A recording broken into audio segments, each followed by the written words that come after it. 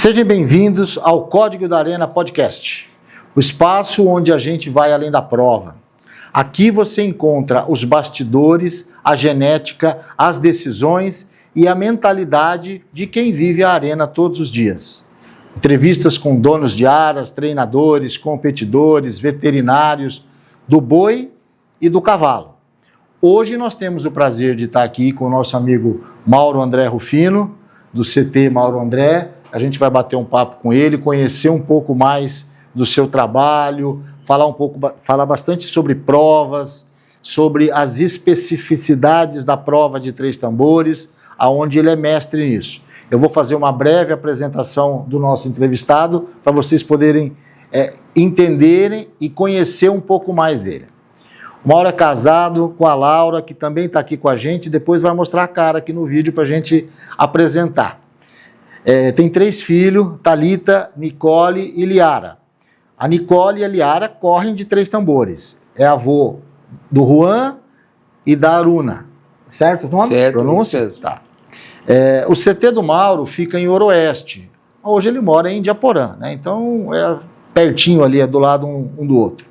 Lá Oroeste é o CT onde fica, que é o seu parceiro lá, que é a Fazenda, Mauro? Hoje eu tenho um centro de treinamento próprio meu, que é onde eu estou instalado agora, que é numa propriedade onde eu estou, que é minha mesmo lá. Mas eu também trabalho e presto serviço para o Cleiton Rezende, que é um dos sócios meus, nas provas, né, que a gente também faz bastante prova. E eu presto serviço lá. Eu tenho animais que eu treino lá, tenho alunos que eu dou aula lá, enfim, então eu consigo conciliar esses 2 lugares. Mas o meu centro de treinamento é lá em casa mesmo agora, que é em Oroeste, né? Entendi, perfeito. Só para a gente ter uma ideia de como o Mauro trabalha, como ele corre por aí, como ele entende do que ele está falando, eu vou ler os números aqui, ó. 770 mil em prêmios, aproximadamente. Ao todo, mais de 22 mil passadas. 71 provas como administrador e 78 como juiz. Uma média de 25 a 30 provas por ano. Então, ele entende do que ele está falando. E aqui a gente está falando com ele que é treinador e que também é juiz de prova, né? E organizador de eventos. E organizador também de organiza eventos. As provas. Tá bom. Ô Mauro, eu vou te fazer algumas perguntas agora mais específicas a respeito do mundo do cavalo, mas antes eu quero conhecer um pouco da tua história, né? Como é que você começou essa história dos 3 tambores? Em que momento você virou também assim, a treinador e juiz de prova?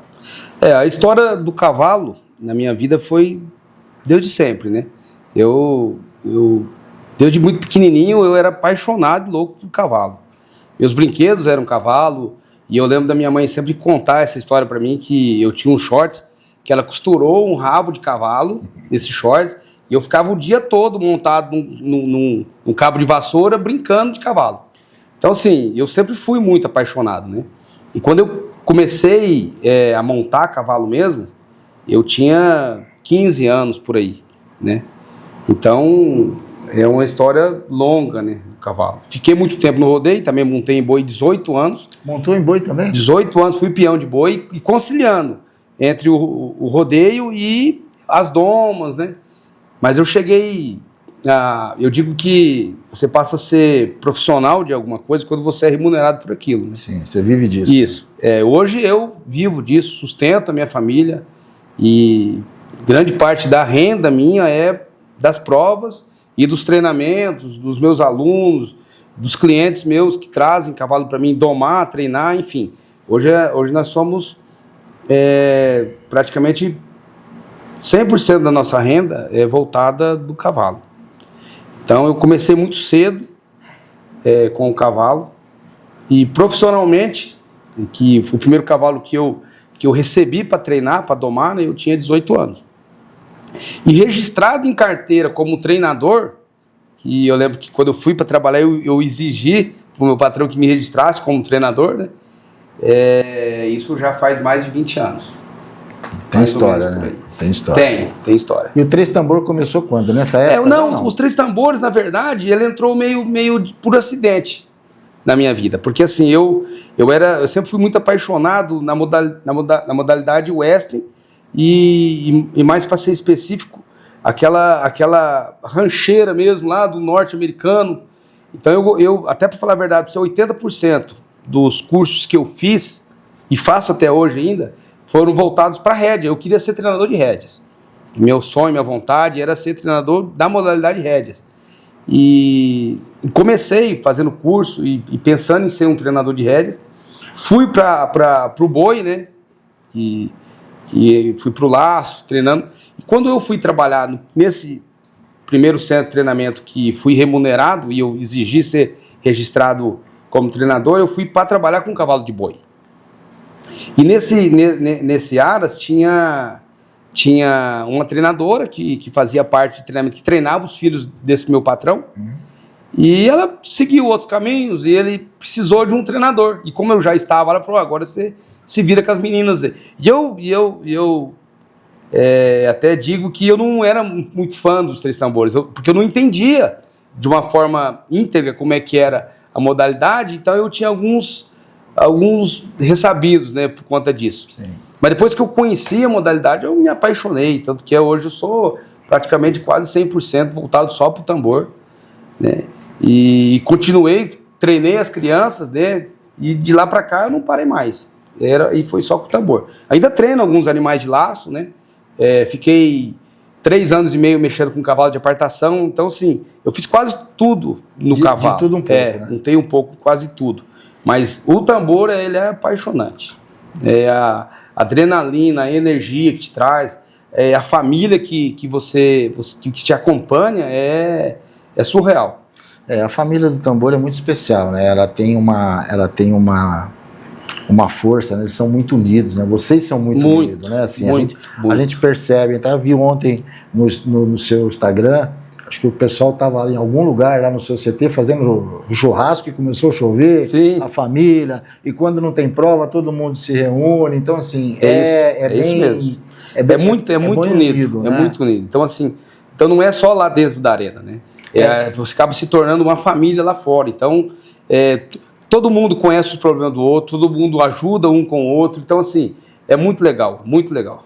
O tambor é muito legal. Eu confesso que eu comecei a estudar fotografia, eu trabalho com foto há muitos anos, a minha foto sempre foi publicidade, outros tipos de fotografia, mas faz muitos anos, faz mais de 30 anos que eu trabalho com fotografia. E há um ano e meio, eu comecei a estudar fotografia de animal, comecei especificamente de cavalo, e me apaixonei pela fotografia, né? Eu ainda estou aprendendo, a fotografia de animal não é fácil, difícil. Não tenho nenhum problema em falar estou aprendendo, é a minha diária, mas a minha pequenininha ali de 10 anos, a Sofia, está treinando também, já está aqui próximo aqui, né, com a Aniele, né? Sim. Que inclusive é amiga de vocês. Muito. E assim, até pela distância aqui pertinho. Sim. E adora. Tá nos primeiros... Que legal. Os primeiros passos ainda, né? Isso é bom. Mas assim, é uma família muito unida, a gente vê bastante, né? Muito. Ô Mauro, o que você acha que diferencia um competidor comum de um competidor de alto nível? Qual é o fato dele se profissionalizar, o fato dele viver daquilo, o fato dele ter muito dinheiro, o fato dele ter muita vontade? Como é que você avalia isso? Eu, no meu ponto de vista, e eu falo isso muito para os meus alunos lá, o que diferencia é a dedicação. Eu acho assim, dedicação sempre ganha do talento quando o talento não se dedica. Porque se o talento dedicar, nada segura ele. Aí o céu é o limite e vai embora.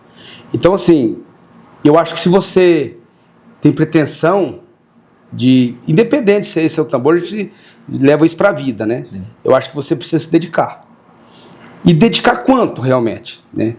Você está disposto a fazer isso. Então, você ama isso. Eu sempre falo para eles, você ama isso que vocês fazem? É pouco. Tem que ser louco por isso aqui. Tem que ser doente, você tem que respirar, você tem que comer isso aqui, você tem que viver isso aqui, entendeu? Então, o que diferencia um competidor comum de um campeão É isso, é dedicação. Essa é uma dica muito importante para todo mundo aí que está começando, que está dando os primeiros passos, né? E às vezes acha que é só o dinheiro, que é só o cavalo, que é só a estrutura, mas não adianta nada ter isso tudo se não tiver dedicação. Exatamente. Ouvindo e vindo de uma pessoa que principal. sabe o que está falando. O fator principal é a dedicação. Tá, agora a gente já falando um pouco mais sobre a prova, o que você acha, assim, em termos de erro, que faz a pessoa perder tempo ou errar na passada? Assim? Qual é o motivo que leva todo mundo busca lá os 14, 15, né? Sim. Nos rodeios é umas médias mais ou menos assim, porque pista de rodeio, cada uma tem uma medida, né? Então, cada pista é uma pista. Eu sempre brinco e falo com a turma das pistas oficiais, né? Que treinar cavalo para pista de rodeio é muito difícil.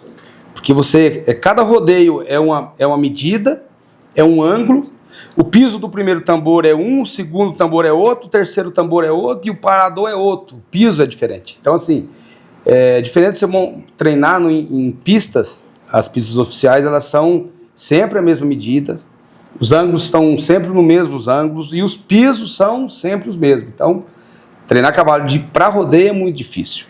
Mas, assim, o que eu sempre vejo e sinto, na maioria das vezes, que acontece isso, é ansiedade. Ansiedade, você pode estar treinando muito bem na sua casa, você pode estar com um excelente animal, um bom treinador, mas se você não tiver com o seu psicológico em dia, não vai nada dar certo. Passa pro cavalo. Passa tudo pro cavalo. Tudo cavalo. O cavalo ele é praticamente tudo sensores nervosos. O cavalo, uma mosca senta nele, ele consegue, se estiver debaixo de uma chuva, está chovendo, uma mosca sentar nele, ele vai tremer, que ele consegue identificar o que era a gota de chuva do que uma mosca sentada. Então ele sente todo o seu nervoso. Né? Se o batimento cardíaco, ele tiver uma distância suba de 1 metro e pouco, ele está sentindo o seu batimento. Isso é verdade. Então eu lembro que as meninas sempre que iam correr prova comigo, e a hora que anunciava o prepara fulano e vai ciclando, elas falavam para mim assim, o meu cavalo conhece, sabe até o nome dele, porque olha como é que ele já ficou. Não, é que quando falou, vai você, o seu coração disparou e seu cavalo sentiu você. Sentiu, né? Então, é um conjunto, né? Ô Mauro, falando nisso, eu estava lá em Miraestrela, na prova que a gente estava trabalhando junto lá. Qual que é a distância correta? Eu vi você medindo os tambores, os 3 tambores. Qual que é a distância da fita? Como é que é isso? Nos rodeios, como eu disse anteriormente, eles não têm uma medida exata, porque vai depender muito da medida da pista, né? Da arena. Então, cada festa, cada recinto tem uma medida de arena diferente. O que eu busco fazer quando eu vou montar a minha pista nos rodeios? O ângulo. Porque do primeiro tambor para o segundo, ele não pode, o segundo do terceiro, ser menor, porque eu vou mudar o ângulo. Então, eu tenho que estar com um ângulo mais perto do próximo do ângulo das pistas oficiais, né? Mas nas pistas oficiais, da fotocela para o primeiro é 18,5, do segundo para o terceiro é 27,5, e do segundo para o terceiro, do primeiro para o segundo, 27,5, e do segundo para o terceiro, 32. Então, essa é a medida oficial. E do último para a fotocélula? Então, aí depende tem uma média de quase 80 metros, né? Isso vai depender muito do parador, né? Então, na verdade, as distâncias são diferentes. Então. Não, nas pistas oficiais não. Elas têm uma medida própria. Tanto que tem os recordes que é em cima dessas medidas. Sim. Mas no rodeio depende muito de cada arena. Que vai depender do tamanho tamanho da arena. Eu tenho pista que eu tenho 40 de comprimento e tenho pista que eu tenho 30. Eu tenho pista que eu tenho 30 de largura e tenho pista que eu tenho 20 de largura. Então, entendi. Isso aí vai depender muito da medida que tem o recinto. O recinto que o evento, onde você está trabalhando no evento, né? E a gente escuta comumente nesse mercado as pessoas procurando cavalo e liga para quem está vendendo, fala assim, viu, você tem um cavalo aí de 16, né? que é a média para é para minha filha, é para o meu filho, não sei o que lá. Criou-se um padrão disso? Criou-se. Então, e aí é um erro muito comum. Porque assim, todo mundo tá em busca de um cavalo 16. Na verdade é essa. Só que assim, para quem é esse cavalo 16? Talvez esse cavalo 16, ele é para um profissional.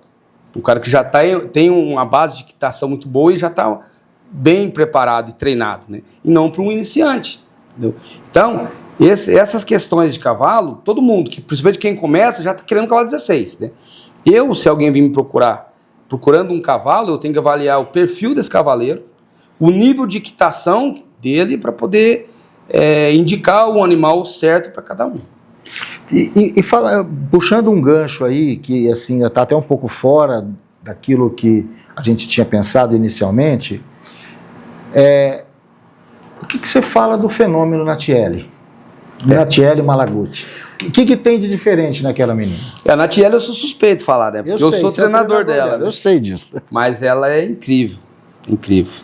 Primeiro fator que eu falei agora há pouco, dedicação, tanto dela quanto da família, né?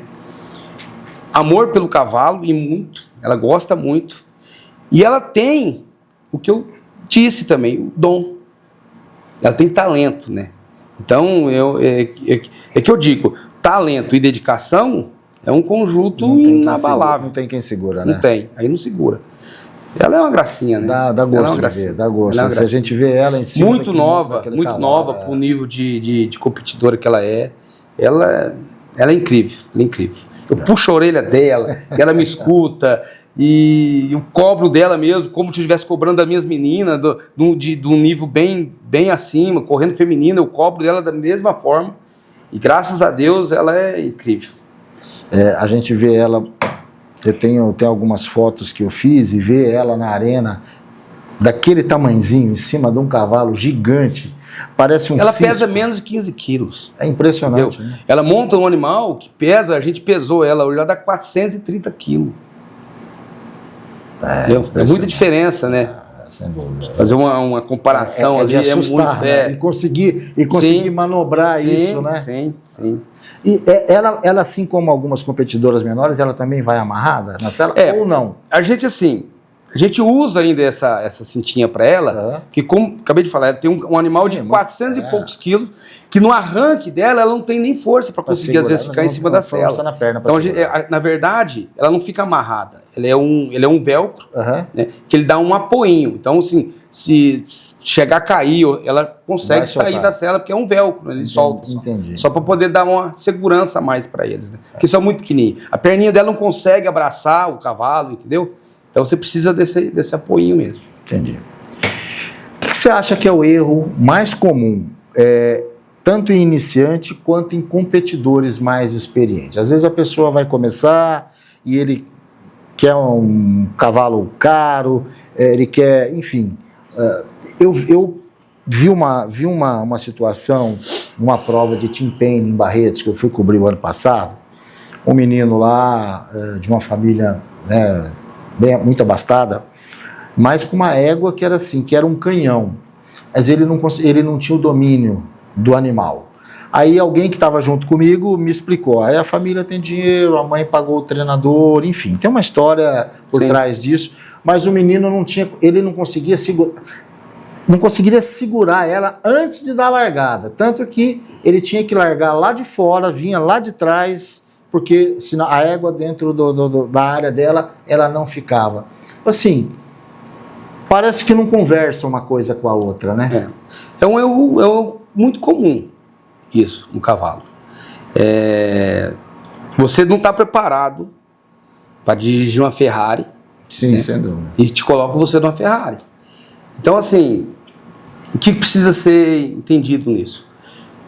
Para cada cavaleiro existe um cavalo. E para o seu nível... Para cada cavaleiro existe um cavalo. E para o seu nível de equitação, para o seu nível de treinamento, isso muita gente não leva isso em conta. A maioria acha porque o cavalo correu um 16, ou o cavalo está trabalhando muito bem com um profissional e vai trabalhar com qualquer criança. E isso depende muito do treinamento também. Eu passei a minha vida inteira focado em treinar animais para amadores. Tanto eu nem corro prova. Então eu Porque eu passei a focar no treinamento para eles. Então eu preciso deixar um cavalo. Ah, mas você não tem um cavalo 16. Então, mas só que eu tenho um cavalo que ela vai correr a prova, a Natiele, por exemplo, e vai terminar a prova com segurança e com pódio. Entendeu? Se eu colocar um cavalo 16 para ela, ela vai dar a volta olímpica antes de ganhar nada. Né? Então, o que a gente precisa entender muito isso? Tem que saber o nível que está esse cavaleiro com o nível que é o animal que ele vai montar. Aquele cavalo é dela ou é seu? Não, é dela. É dela, aquele preto que ela treinou? É dela. Ela tinha um outro animal, né? Na verdade, ela começou a treinar comigo, tinha um animal que chamava Indião. Era um cavalo sem raça definida, mas muito bom cavalo, e ficou para trás para ela, né? Isso que eu estou te falando, e cada cavalo é muito importante. Porque se lá no começo dela ela tivesse montado nessa égua agora, não teria dado certo. Entendeu? Entendi. Então, ela evoluindo. É um processo. E não tem como você fugir dele, não tem atalho para isso. Então é um processo. Ela tinha um cavalo X, que era para a equitação dela. Ela passou para um outro, que é de um amigo meu, que é o Batuta Moraes, que é aproveitando a deixa, um super treinador, que é bem na linha minha também, que ele faz bastante cavalo para amadores, né, crianças, e eu sou fãzaço dele. E esse cavalo, que é o Nico, que também, o cavalo é um fenômeno. E ele veio lá para casa, né, para ela correr nele, e ela correu nele até quando pôde, né, ela comprou essa égua, né, então aí ela passou a montar nessa égua. Mas o Nico tá lá atrapalhando a gente, viu, agora. Nós fomos devolver ele, agora ele tá dando trabalho. Ô Mauro, a curva perfeita existe? Ou seja, o tempo perfeito existe? O que você fala que é o tempo hoje? A gente está falando aqui do cavalo de 16, mas assim, você já falou que depende do cavalo, Sim. Depende do cavaleiro, depende da ansiedade do dia. Mas assim, aonde o competidor erra na curva? Na entrada, na saída, no meio da curva? A gente sabe que isso assim, é uma incógnita, porque às vezes ele entra... Mas, assim, dentro, se você tivesse que desenhar hoje, qual que seria a curva perfeita? Como é que ele teria que entrar, rodar e sair? Em relação ao tambor. Eu, para ser sincero, eu acredito que ela exista. Mas eu também ainda não encontrei. Tô na busca, entendeu? Eu acho que isso que é o legal. Porque assim, você precisa buscar a perfeição. Mesmo que você morra sem encontrá-la. Mas isso é o que vai te impulsionar a levantar no outro dia e tentar. Sem dúvida. Porque se eu achar que está tudo perfeito, por que eu vou querer melhorar? Né? Eu vou ficar satisfeito e eu não quero ficar saciado. Eu quero ficar com fome de buscar a melhora. Então, eu acho que isso é legal, a gente buscar a perfeição, mesmo sabendo que a gente não vai encontrá-la. Mas é isso que vai impulsionar todo dia a gente levantar cedo e correr atrás dela. Agora, uma das coisas que eu sempre digo, e vou dizer isso muito, o que define os detalhes. Muita gente não se atenta a eles, ou não liga a eles, né? Então, vamos partir do princípio que você tem uma modalidade que entre o primeiro e o último lugar são milésimos de segundo. Então, como é que o detalhe não faz a diferença? Ele tem toda a diferença. Então, é Deus lá do partidor, da entrada do giro, o equipamento que você está usando, acaba sendo um elo, né? Não é... Muita gente pensa que o cavalo solo é dentro da pista. Não, mas para ele chegar lá dentro da pista, ele passou pelo veterinário, passou pelo ferrador, pelo treinador, pelo tratador. E qualquer elo desse aí ser rompido, lá dentro ele não vai ter a mesma eficácia. Esquece. Então precisa ser um conjunto, entendeu? Então, eu acho que vamos prestar mais atenção nos detalhes, dar mais importância neles, né? Porque eles é muito importante. Então, eu ainda não achei a virada perfeita. Estou em busca dela, estou procurando. Eu não sei se um dia eu acho, mas estou na luta aí. O que você mais valoriza em um cavalo de 3 tambor? Velocidade, técnica ou temperamento? Eu sei que é um conjunto. É um conjunto, na verdade é um conjunto. Mas assim, eu tenho visto acontecer muito isso, cavalo muito bom, solto em pasto, égua emprenhando, porque hoje, e ainda mais na época que a gente está, que todo mundo quer tudo muito rápido, então a gente está procurando muito cavalos, primeiramente, fáceis de montar. Cavalos dóceis, com temperamentos bons, e isso é legal. Todo mundo quer. Ninguém quer dificuldade, né? Mas eu tenho visto muita estrela, muito cavalo estrela aí, perdido porque é difícil de montar, é difícil de treinar. E às vezes estão levando um cavalo que não ia chegar naquele potencial, porque é um cavalo um pouco mais fácil de ser treinado. Mas eu não julgo, eu acho que todo mundo precisa disso, né? Nós temos aí o Potro Futuro da BQM, que é uma das provas mais almejadas para quem treina cavalo. E você tem um potro lá que com 2 anos você começa a montar, e ele, antes de fazer 4 anos, você tem que apresentar ele no Potro Futuro. Então, você tem, assim, se for um potro bem nascido, 1 ano e meio de treinamento, para ele chegar lá, e tem que andar 16, baixo, porque se levar um cavalo hoje no Potro Futuro que não está andando 16, é da milho para bode, igual o povo antigo dizia, né? É da milho para bode. Então, assim, tá todo mundo querendo muito rápido essas coisas. Na verdade, quer cortar caminho, né? E isso não tem atalho. Não tem atalho. Não tem atalho. Não tem atalho. A gente, para chegar onde a gente chegou, sim, você na sua área, eu na minha área, a gente tem que... Tem um processo. Tem um processo. Tem que passar por ele. Tem que passar por... Algumas pessoas têm o dom, mas não têm a dedicação. Sim. Né? Agora, às vezes a gente tem a dedicação e com a técnica a gente aprende a fazer o dom virar. Exatamente. Assim, né? Exatamente. É nesse aspecto, né? Na tua opinião, o que separa um cavalo comum de um cavalo campeão? Você já falou da dedicação do cavaleiro, mas vamos falar agora do cavalo. Essa é fácil, né? Os pódios, né? Mas na verdade não, é assim, eu acho que o que separa de um cavalo comum de um cavalo campeão é a base. O que é a base? A doma em si. Lá no comecinho do teu cavalo, você deixando ele pronto para receber o treinamento. Muita gente pensa que se você pegar um cavalo qualquer aí e mandar para um treinador que tá na elite aí, ele vai obrigatoriamente fazer aquele cavalo ser um campeão. E não é assim. Entendeu? E tem cavalo bom e tem cavalo ruim. Eu ouço muito dizer que, não existe cavalo ruim, ele só está na modalidade errada. Não, eu montei muito cavalo ruim e montei muito cavalo bom. O que define um treinador bom é o que ele consegue tirar desse cavalo ruim, tirar o melhor desse cavalo ruim, fazendo ele ser um cavalo bom. Isso não quer dizer que ele vai ser o campeão. Né? E ele conseguir tirar do cavalo bom o melhor dele. Aí esse sim vai ser um campeão. Então tem uma diferença nisso aí, né? E muitas das pessoas acham que não. Acho que se você pegar um cavalo aí qualquer e mandar para um treinador aí da elite, ele vai fazer obrigatoriamente ele ser campeão. E não.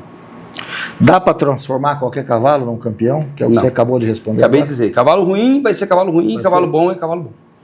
Volto a dizer. Você vai conseguir melhorar ele com um treinamento bom. Você vai conseguir colocar ele, às vezes, em outras categorias, lá de baixo, né? Se for um cavalo de bom temperamento para as crianças, correr um kids, um mirim. Mas o cavalo bom é bom, o cavalo ruim... Vão me criticar falando isso, tenho certeza. Eu sei. Mas é a realidade. Mas é uma verdade. E a gente escuta muito isso, né? As pessoas, às vezes, na ânsia de querer vender ou de querer ganhar dinheiro fácil, ou não. Não, é que ele precisa de um treinador bom. É um cavalo tardio, a gente escuta muito isso, né? É um cavalo tardio, tem que ter mais um tempo. Enfim. Tá com 15 anos o cavalo e ele é tardio ainda. Né? Quer dizer, não vai dar nunca, né? Exatamente. Quanto custa ter um cavalo competitivo de verdade? Quando a gente fala quanto custa, a gente fala do dia a dia. Às vezes as pessoas têm curiosidades, assim, curiosidade no sentido de... Eu sei que isso varia muito de CT para CT, de aras para aras, mas assim, porque a gente sabe que ele tem o custo do treinador, ele tem o custo da baia, ele tem o custo da alimentação, ele tem o custo do veterinário, mas assim... Numa média, não vamos pôr uma média alta, vamos pôr uma média realmente assim. Qual seriam os valores aí para quem está começando e quer entender sobre isso? Varia muito, vai variar muito de região, principalmente. E, infelizmente, não é barato você manter um cavalo em alta performance. A gente ouviu muito, né? nossos pais falando para nós, você tá achando que meu dinheiro é capim? Uhum. E hoje quem trabalha com cavalo, literalmente o dinheiro é capim, que é hoje um dos maiores custos que a gente tem é com alimentação, feno principalmente, né? Então, assim, se você, num geral, a média fica em torno de 2 a 2.500, treinamento, hospedagem e alimentação. Isso eu não estou incluindo ferrajamento, veterinário, os custos com prova. Então, assim, é alto, os custos é alto, mas eu sinto muito que é uma realidade, né? Em nem todo mundo poder ter isso. Porque, sim, rapaz, isso aí tinha que ser distribuído pelo governo, viu? Porque é bom, é bom. Ô Mauro, quando você falou custo de prova, essa é uma dúvida que eu já escutei de pessoas que querem iniciar ou pessoas que já estão, inclusive uma amiga de trabalho, a filha dela treina, ela fala assim, eu não consigo participar porque gasta muito para ir na prova. Ela tem o transporte, tem o veterinário, tem não sei o quê, tem o que paga para a prova. Em média, hoje, o que gasta um competidor que está começando, que vai correr, ele vai passar lá no test horse, vai correr no mirim, ou, enfim, no infantil, o que seria o custo dele, ele tendo o animal dele? Até o custo da prova, ele passa quase a ser irrisório perto da despesa que você tem com o cavalo para manter ele treinamento. O custo, na verdade, se você está em um CT, que você tem, nesse centro de treinamento, tem um caminhão que fornece esse transporte, ou se você tem um trailer, ou se você tem amigos que têm esse trailer, isso aí você vai meio que fazendo um jogo de cintura e vai conseguindo levar seu cavalo para a prova. Na prova em si, o custo é das inscrições, que não são caras, entendeu? Depende de cada categoria que você vai correr. É por categoria. Por categoria. Então, o Kids tem um valor, né? O Mirim é o mesmo valor, às vezes, do Kids, o Fraldinha é outro, o feminino, que é onde a gente consegue implementar maior valor de premiação, então o custo do feminino é um pouco maior. Mas, assim, varia entre 200, 250, depende muito da premiação e a região que está as provas, né? Os test horse varia entre R$60. Entendi. Não é um custo alto das provas, não é? Não é nada de assustar. É porque a pessoa, às vezes, tem que levar, ela tem que pôr o custo de ir, da alimentação, e às vezes acaba que isso, na situação, às vezes, dependendo, acaba... porque é 2, 3 pessoas e acaba ficando um pouco... Então tem que dedicar mesmo, correr atrás para depois conseguir uns patrocínios. Exatamente, a ideia é essa. A ideia é essa. Qual foi a situação mais difícil ou marcante que você viveu em prova, seja como treinador ou como juiz? Eu sei que você também é juiz de prova e a gente vai falar um pouco disso. Olha, como treinador e ser marcante... Para mim, quase todas elas sempre me emocionam muito nas provas, porque é incrível como você consegue estar fazendo o que você ama e unindo toda a sua família. Então, eu estou lá com a minha mulher, estou com as minhas filhas, e assim, então é impagável isso. Então, para mim, sempre é muito marcante isso.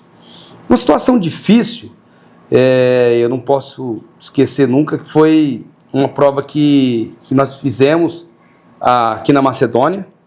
Isso eu acho que foi o ano passado, se não me engano. E eu tava com dengue. Assim, dengue grave, sabe? Tava muito risco de ter uma dengue hemorrágica. E eu internado e a prova precisou acontecer. E a minha mulher foi com as minhas filhas para essa prova, para fazer a prova. E eu fiquei internado. E a minha filha mais velha ficou como treinadora. E ela, nas provas que eu trabalho como juiz, ela que cuida de toda a criançada, a molecada, os equipamentos, ela faz todo esse trâmite aí, né? E lá não foi diferente, só que eu não estava lá. E ela, um ano antes, ela deslocou o ombro, pegando um tambor deslocou o ombro. E nesse evento, ela, no Nico, com a Natiele, esse Nico deu um tranco nela, deslocou o ombro dela, não conseguiram colocar, tiveram que ir para o hospital. O que eu precisei fazer? Fugir do hospital. Falei, eu preciso ir embora. Ranquei esse soro, e eu tava assim, muito ruim. Muito ruim. E eu ranquei o soro e corri pra prova. Fui lá pra prova. Sério? Sério. Então, não é nem engraçado, porque eu tinha um amigo, ele chamava Peroba, né? O apelido carinhoso dele, Peroba, e ele estava nessa prova. E ele falou assim, ô Joe, que todo mundo chama de Joe, ô Joe, você tá louco, rapaz? Isso aí, você vai morrer com isso é um perigo. E infelizmente, uma semana depois, ele teve dengue e veio a falecer. Nossa, então foi triste. Eu corri um risco muito grande. Mas era a minha família, era o meu trabalho, e eu precisava estar lá e fui para lá. Mauro, eu sei do que você está falando. Eu, há uns 4 meses atrás, peguei uma dengue muito forte. Eu afastei do trabalho porque eu não conseguia levantar da cama. Assim, eu sei do que você está falando, eu sei como que é. Até então, a gente escutava falar da dengue, você falava assim, não, agora eu sei o que é, porque assim, parece que se passou um trem em cima, você está arrebentado, não tem força. Morro de medo de mosquito agora. Tá. Em relação ao seu papel como juiz, o que você avalia? Eu vejo que você olha lá se não está nada machucando o animal e tudo, mas assim, em modo geral, qual que é o papel do juiz e o que classifica, desclassifica? A gente sabe que estoura o tempo e tal, mas assim, quando você está lá dentro da arena, o que você avalia? Existem regras, né? Eu acho que em qualquer modalidade, qualquer situação, existem regras e eu estou ali para fazer cumpri-las, né? Na verdade. Então, o fator principal do juiz, e eu vejo muito para essa parte, é cuidar principalmente da integridade física do animal. Então eu estou ali para avaliar, claro que eu estou para avaliar a prova, tanto o percurso foi feito corretamente, se teve tambor no chão ou não, partidor, demora para entrar, demora para sair, erro de percurso, que são as regras da modalidade. Mas o principal fator de eu estar ali é para estar inibindo maus tratos. Então, qualquer risquinho que sangue, por menor que seja, eu desclassifico. Eu faço muito isso, já cortei minhas filhas um monte de vezes. Porque pode acontecer um acidente. Isso não é porque você montou no cavalo que você maltratou ele, não é nada disso. Acidentes acontecem, mas não podem acontecer. Não podem passar sem ter essa avaliação. Não pode passar a ser então, normal, o fator principal do juiz em pista, ainda mais hoje em dia que a gente está voltado para todo mundo vendo cabelo em ovo, né? Sim. Então, a gente tem que tomar muito cuidado com isso. E o meu trabalho lá é esse. Então, entendi. Quer dizer, qualquer risco, qualquer coisa que tenha no animal... Tem gente que me odeia, viu? Mas nós estamos lá para isso. Imagina, né? É a posição do juiz de futebol. Pois é. Falando assim de dificuldade, como eu disse, eu sou novo na profissão, não de fotógrafo, mas de cavalo, fotografia de cavalo e de prova. O ano passado, a Laura me convidou para fazer o S4, aqui em Fernandópolis, e eu fiquei assim, muito abalado de uma égua que machucou num tambor, uma égua malhada. Foi. E depois, eu tive lá no S4 recentemente, e vim a saber que a égua teve que ser sacrificada. Infelizmente. Porque, assim, uma égua linda, linda, linda. Eu tinha o vídeo dela, eu apaguei o vídeo porque eu não tinha coragem de assistir e eu acho que ninguém devia assistir aquilo. E é até bom. Ninguém devia assistir aquilo, eu apaguei o vídeo. Não. É que acidentes acontecem, né? Infelizmente, isso não é só com animal, com competidor mesmo. Sim. Teve casos de competidores que vieram a falecer. Eu não vou lembrar agora o nome da criança que caiu, bateu uma cabeça numa prova e infelizmente veio acontecer. Mas não, faz parte do... Infelizmente é assim, em qualquer esporte. Tá embutido em qualquer esporte, né? Desde que seja uma bicicleta, uma moto, um jet ski, uma prancha, todos eles têm risco de acidente, né? Então, a gente não quer nunca. E a gente fica muito mal quando isso acontece. E é raro, não é muito comum, entendeu? Porque tem toda uma segurança, tem tudo um estudo voltado para que esses acidentes não acontecem, mas... eu sempre digo que o poder da vida é só Deus quem dá. Ô Mauro, diante disso que a gente conversou até agora, que conselho você daria para quem quer sair do nível amador e realmente começar a ganhar a prova? Ou seja, ir para as cabeças e estar, né, assim, mais próximo das finais e ganhar dinheiro, enfim. Qual seria o conselho, além de tudo que você já falou aqui, de dedicação, disso, daquilo, mas assim, a virada de chave? Treino. Treino. Na hora que você estiver cansado, não aguentando mais, treine mais. Quando eu digo treino, não é só efetivamente você entrar dentro da pista. Você selar o seu cavalo e montar ele. Dedique ao máximo que você puder. Estude sobre isso. Procure fazer cursos. Converse com quem realmente entende. Ouça quem realmente entende. Aplique o que você ouviu de quem realmente entende. E faça isso com muita dedicação. Não tem como eu não dizer sobre a dedicação sempre que perguntar se eu for dar um conselho a alguém, que isso é um fator principal. Mas treine, e não efetivamente fisicamente só, psicologicamente, busque conhecimentos. A maioria das pessoas que vão treinar comigo quer muito isso, sair do nível amador e chegar a ser campeão e ganhar a prova e competir em alto nível. Mas que tanto realmente quer isso, né? Quer mesmo? Que tanto você quer? Então, só treino. Corre atrás, né? Treino. Assista vídeos, veja vídeos, passa a conhecer os competidores, os animais, a história desses animais, a história desses competidores, que aí é um caminho que dificilmente dá errado, sabe? Quando você segue essa linha. Então, treino é fundamental nessa situação. Agora uma pergunta assim, o que ninguém conta sobre a prova dos 3 tambores, sobre a competição? O que ninguém conta? Que é segredo que você descobre só lá na hora, além do que você falou de treino, o que ninguém te conta? Na verdade é assim, e é engraçado que quando chegam para treinar com a gente, tá todo mundo esperando o glamour da prova, né? As pessoas que geralmente vêm me procuram para começar a treinar, eles vieram de alguma prova grande ou de algum rodeio e chegou lá, viram as meninas todas maquiadas e lindas, a sela toda cheia de strass, o cavalo cheio de brilho, trançado, aquela coisa linda, e locutor chamando por nome, fogos, aquele trem tudo, aquele glamour. E quando eles chegam no centro para treinar, no centro de treinamento, a realidade não é essa, entendeu? É treino, é poeira, é rotina, não tem nada daquilo lá, entendeu? Não tem nada daquilo lá no dia a dia de treinamento. Então, o que ninguém conta para quem vai começar a treinar é isso, né?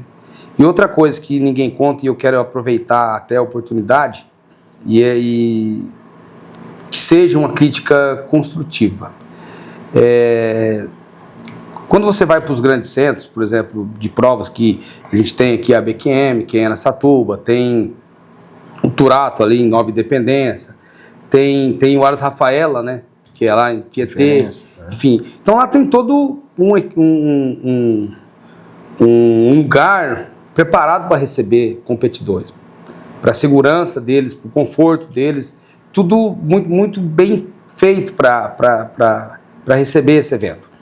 Uma das coisas que acontece muito nos rodeios é essa falta de estrutura. Então, se eu quero aproveitar a oportunidade e pedir para todo organizador de festa, rodeio, comissões, que volte um pouco os olhos para os 3 tambores. Na hora de montar uma pista que não tiver a estrutura fixa, que você vai montar a estrutura pré-montada, pense numa pista que vai comportar com segurança os 3 tambores, o piso dela com segurança, a área de campo ali para receber esses competidores. Então, assim, isso ainda falta muito nas provas de rodeio. Quem conhece sabe que quem já vai para um rodeio é um pouco... As coisas tudo ali é um pouco meio já ajeitadas, né? Meio no improviso. Isso já é conhecido, é natural. Mas o que a gente precisa... E não estou aqui generalizando, porque tem Barretos, Colorado, Americana, essas provas já tem todo o preparo e esse entendimento da prova dos 3 tambores, né? E deixa lindo o evento, sabe? É uma prova muito linda, charmosa, traz um charme para o evento. Então eu queria aproveitar e pedir que as comissões dos organizadores de festa voltassem um pouco os olhos um pouco mais para os Três Tambores. Mas eu vou falar uma coisa para você, Mauro. Eu acho que o trabalho que você faz e os CTs aqui na nossa região, ele é muito importante para que isso aconteça. Porque o que a gente vê, você chega na prova, assim, você chega na festa, as pessoas querem ver o cavalo pulando, Sim. quer ver o boi pulando. Então, mas isso ainda, eu acredito, aí é uma avaliação minha, que o Três Tambor é muito novo na nossa região. Apesar de fazer tempo, por exemplo, que você está na lida, mas assim, de uma maneira geral, eu acredito que recentemente a gente tem visto uma popularização do Três Tambores aqui na nossa região. Né? Sim. Porque a gente tem poucos aras, a gente tem poucas empresas dedicadas para isso. Você vai nesses aras que você está falando aí, nessas regiões, por exemplo, Araçatuba, na região ali de Rio Claro, onde tem Piracicaba. O mundo parece que é outro mundo, né? É outro. Então, assim... Estrutura é outra. Porque Avaré tem uma estrutura gigantesca, Sim. né? Por quê? Porque tem histórias já, né? Ainda tem tradição. Eu acho que o nosso Três Tambor aqui vai chegar nesse posicionamento. Ele ainda está na fase, vamos dizer assim, eu avalio na fase de maturação, sim, apesar de ser profissionalmente perfeito. Exatamente. Não deve para ninguém, não perde para ninguém, mas o público ainda falta entender um pouco mais a prova, a beleza do Três Tambor. Nós, quando começamos a fazer as provas, que a gente faz quase 30 provas por ano, né? Então é muita prova. A gente não consegue fazer mais por conta de conseguir conciliar as datas, né? Porque bate muita data, entra a temporada de festa, é tudo junto, as festas, então a gente não consegue.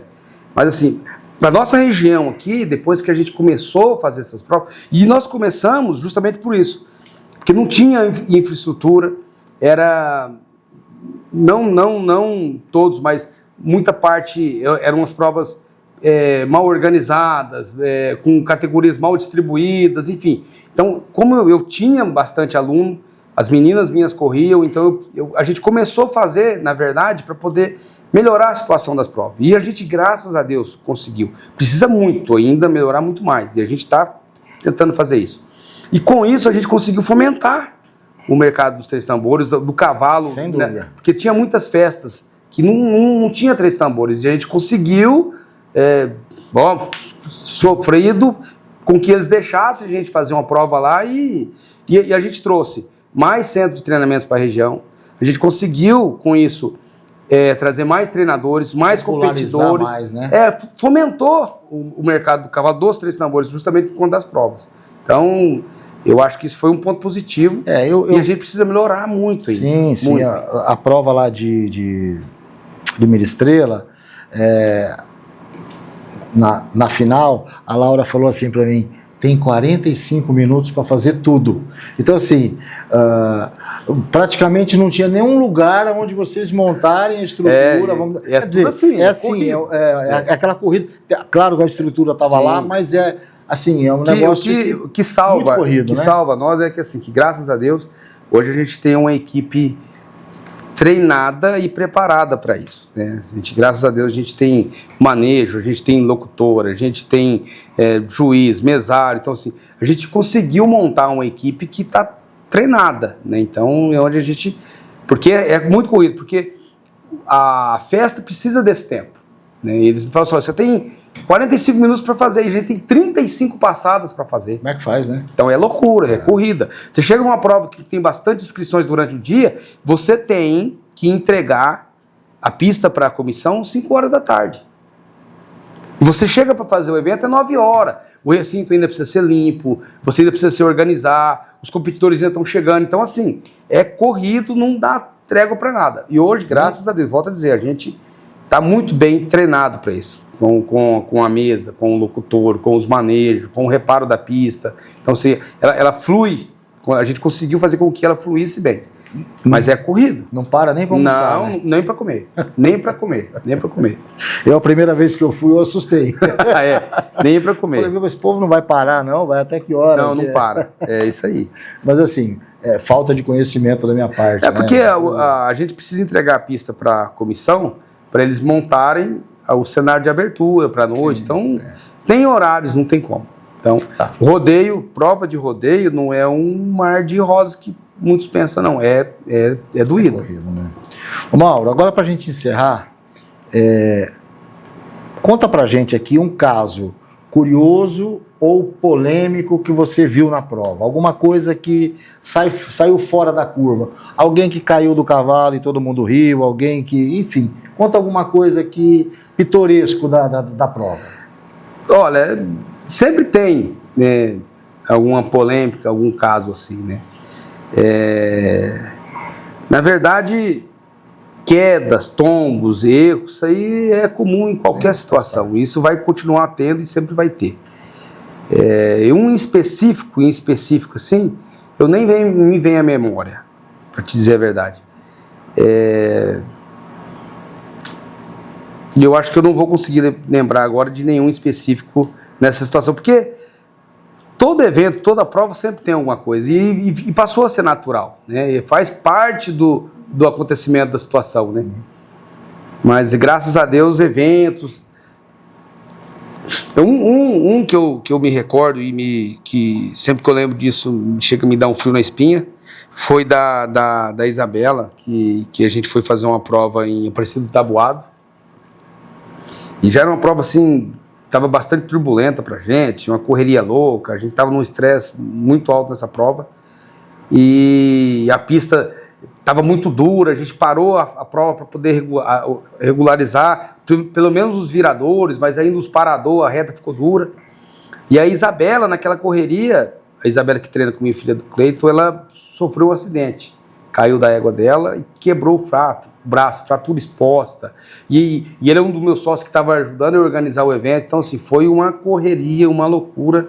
Chegou lá no hospital, infelizmente, numa situação meio precária, não conseguiu atender, teve que sair com ela para chegar até em Rio Preto, e a gente com a prova acontecendo. Isso aí foi uma situação complicada, que né? foi muito complicada.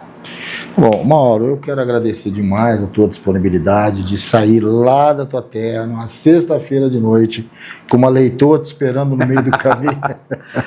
Tá? Agradeço demais a sua disponibilidade. O objetivo nosso aqui é informação, divulgar, levar o três tambor, o cavalo, as competições que é tão forte na nossa região, sim, mas que a gente vê uma dificuldade muito grande em divulgar, e a gente é isso que a gente está fazendo aqui. A gente quer levar isso mais perto das pessoas, mais próximo da população, levar as informações. Eu queria que você deixasse uma mensagem final aí pro pessoal, enfim. Eu quero aqui agradecer, de verdade, pelo convite e pela sua iniciativa, que isso para nós, para a família do cavalo, é de suma importância. Eu acho que vai agregar muito, e eu quero muito que isso cresça e melhore cada vez mais para todos nós.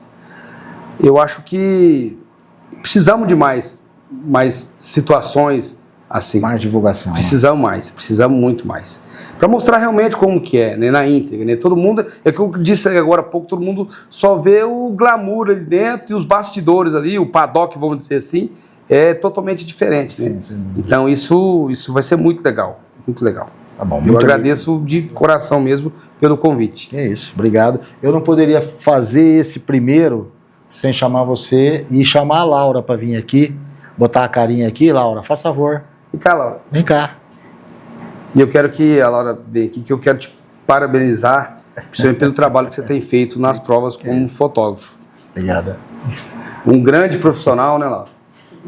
Um grande profissional, educado. Ô, Laura, tá senta louco. aqui. Eu acho que... Senta aqui, faz favor. Senta aqui do lado dele aqui. Eu acho que...